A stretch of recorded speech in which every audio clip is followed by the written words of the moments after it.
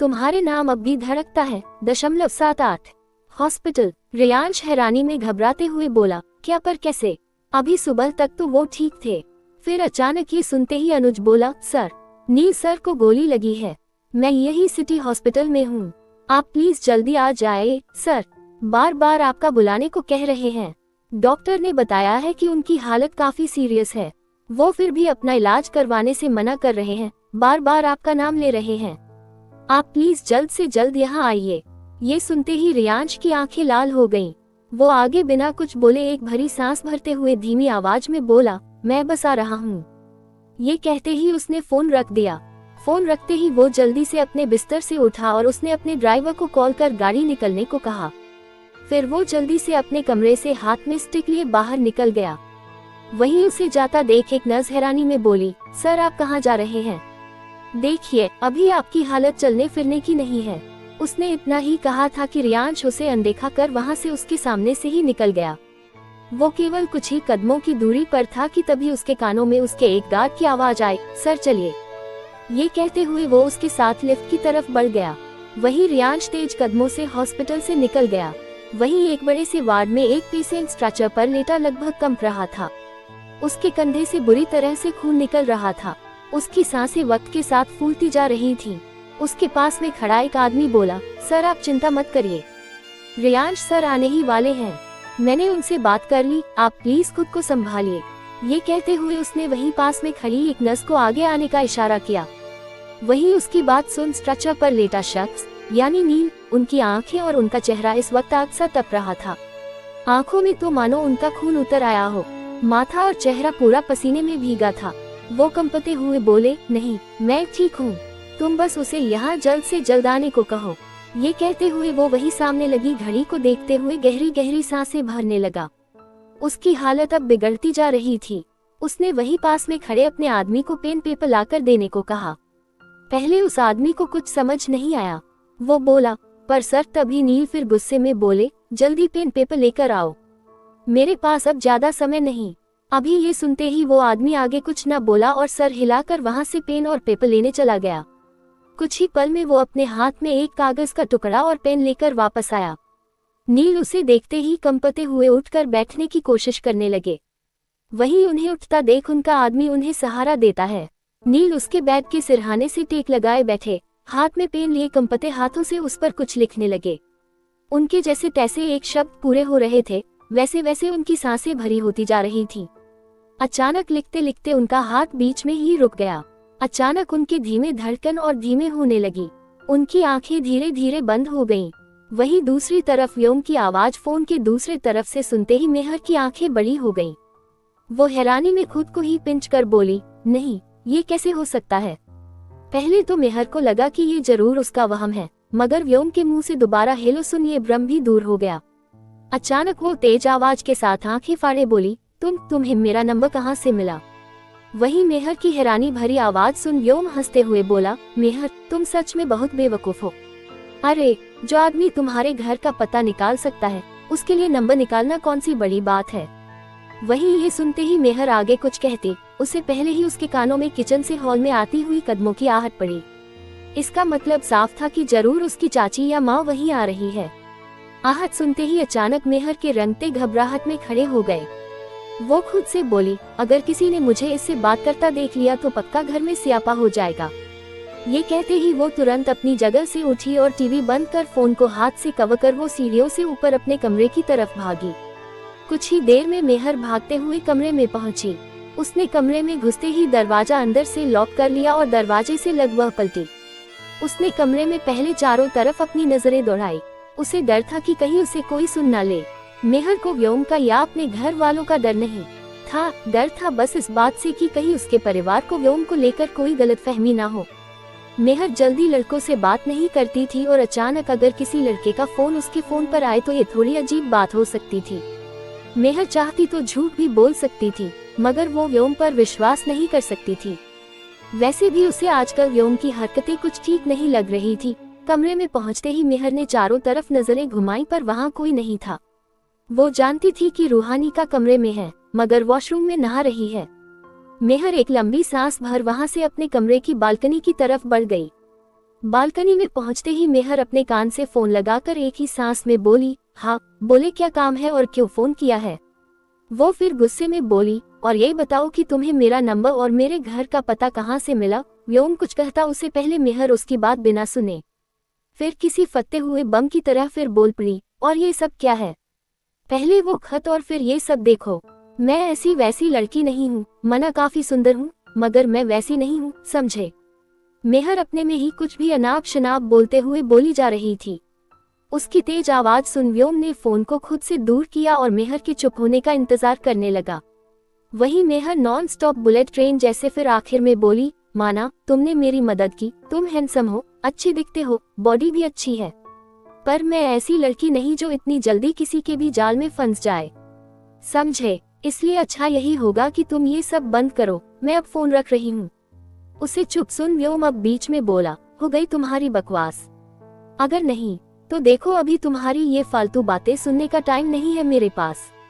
क्या होगा आगे, कैसे लगी नील को गोली और क्या होने वाली है रियांश की जिंदगी में दोबारा उथल पुथल। वही दूसरी तरफ मेहर और व्योम की कहानी क्या बढ़ेगी आगे जाने के लिए पढ़िए तुम्हारे नाम से अब भी धड़कता है, लेखिका शिवांगी। तुम्हारे नाम अब भी धड़कता है 0.79।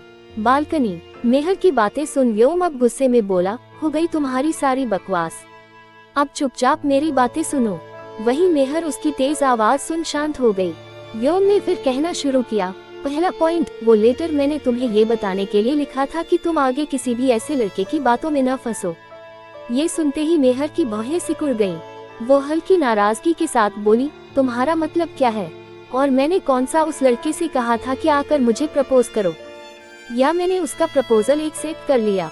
ये सुनते ही व्योम की टेढ़ी मगर दिल को जला देने वाली मुस्कान उभरी, अगर मैं बीच में नहीं आता तो तुम उसकी बातों में आ जाती। ये सुनकर मेहर फिर बोली, ऐसा कुछ नहीं है, मैं उसे मना ही करने जा रही थी कि मुझे उसमें इंटरेस्ट नहीं है। ये सुनते ही व्योम उसी तरफ हंसते हुए, अच्छा तो ऐसा था। तभी मेहर बच्चों जैसे सिर हिलाकर बोली, वेट, मगर तुमने मेरे सवाल का जवाब नहीं दिया, कहाँ से मिला मेरा नंबर और घर का पता कैसे पता चला? ये सुनते ही व्योम ठंडी तरह से मुस्कुराते हुए उसकी बात अनदेखी करके बोला, और कैसी हो तुम? मेहर फिर बोली, अरे कुछ पूछा मैंने, कैसे मिला? तभी उसकी बात फिर बीच में काट व्योम बोला, रात हो चुकी है, अपना ख्याल रखना, और हाँ ये मेरा पर्सनल नंबर सेव कर लेना, कभी भी जरूरत हो तो तुरंत बिना सोचे मुझे फोन करना, गुड नाइट। इतना कहते ही मेहर की बात बिना सुने व्योम ने फोन काट दिया। फोन काटते ही फोन वहीं टेबल पर रख व्योम शीशे में खुद को देख मुस्कुराने लगा। इस वक्त उसने एक डार्क ब्लू कलर का वन पीस सूट पहना था। व्योम अपने बाल जेल से सेट करते हुए बोला, बस कुछ महीने और। ये कहते ही वही टेबल पर रखा उसका फोन फिर बजने लगा। व्योम ने फोन पर नजर डाली जहां गौरव नाम शो हो रहा था। नाम पढ़ते ही व्योम अपने कोट के बटन लगाकर अपने हाथ में पकड़े फोन पर पकड़ कसते हुए उस कमरे से निकल गया। उसके चेहरे पर फिर वही ठंडक आ गई। वहीं दूसरी तरफ मेहर बालकनी में खड़ी हाथ में फोन लिए खुद से बड़बड़ाए, वैसे इसने मुझे फोन क्यों किया था, ये तो बताया ही नहीं। ये कहते ही वो दोबारा स्क्रीन पर कॉलिंग लिस्ट में शो हो रहे व्योम के नंबर को देखने लगी। वो खुद से असहजता के साथ बोली, ये आदमी तो मेरी समझ में ही नहीं आ रहा, आखिर उसे मेरी इतनी फिक्र क्यों? उसके दिमाग में इस वक्त ऐसे ही हजारों सवाल थे जिसका जवाब देने वाला वहाँ नहीं था। उसने इतना ही कहा था कि तभी उसे कमरे से रूहानिका की आवाज आई, मेहर। रूहानिका की आवाज सुन मेहर अपने उदास चेहरे को ठीक कर एक गहरी सांस भर वापस अपने कमरे की तरफ बढ़ गई। दूसरी तरफ सिटी हॉस्पिटल। रात हो चुकी थी, चारों तरफ अंधेरा था, बस लाइट्स की हल्की रोशनी ही कुछ कुछ जगहों को उजाला दे रही थी। बाहर हवाएं अचानक काफी तेज बहने लगी। धीरे धीरे वो हवाएं अब एक बड़े तूफान की तरफ रुख मोड़ रही थी। आसमान धीरे धीरे काले बादलों से भरता जा रहा था। वहीं उसी हॉस्पिटल में जहां नील एडमिट थे, हॉस्पिटल के बाहर एक तरफ आप पास लोगों की भीड़ थी, वहीं दूसरी तरफ एक प्राइवेट वार्ड में अब शांति छा चुकी थी। जहां कुछ देर पहले नील थे, उन्होंने अपनी आखिरी सांसों का साथ भी छोड़ दिया। हॉस्पिटल के बाहर एक गाड़ी तेज रफ्तार में आकर रुकती है। पीछे वाली सीट का गेट खुलता है और गाड़ी के अंदर से रियांश लड़खड़ाते हुए जल्दी से बाहर निकलता है। उसकी सांसें तेज थी और शरीर दर में उसका डर उसकी कपकपाहट बता रही थी। वो तेज कदमों से आवाजों के सहारे हॉस्पिटल के अंदर की तरफ बढ़ा। उसके पीछे वो गार्ड भी उसके साथ अंदर की तरफ बढ़ गया। कुछ ही देर में रियांश भागते हुए नील सूर्यवंशी के वार्ड के बाहर पहुंचा। उसे वहां किसी के भी होने का एहसास नहीं हो रहा था।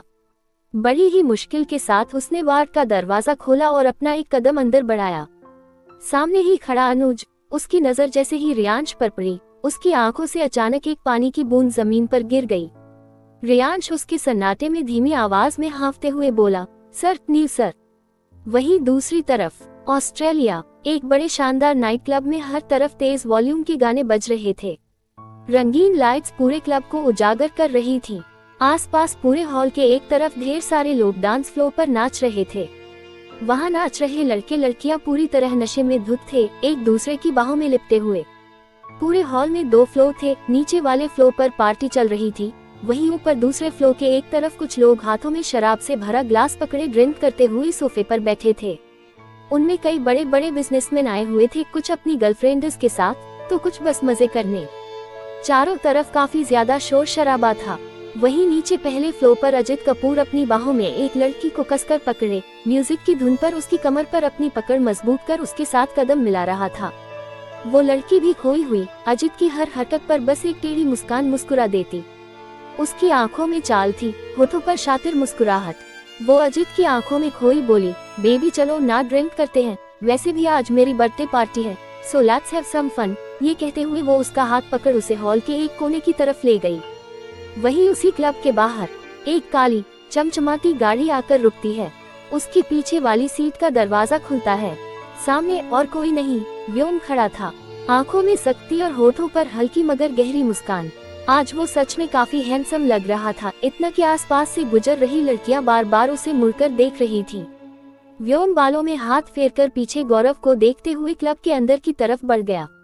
पीछे खड़ा गौरव बस उसे कॉन्फिडेंस के साथ अंदर जाते देखता रह गया। उसने भी एक ठंडी सांस छोड़ी और फिर वो भी क्लब के अंदर बढ़ गया। क्या होगा आगे? एक तरफ व्योम, वहीं दूसरी ओर अजित। क्या आएंगे आगे वो आमने सामने? वहीं दूसरी तरफ क्या हुआ? नील सूर्यवंशी का आगे जाने के लिए पढ़िए, तुम्हारे नाम से अब भी धड़कता है।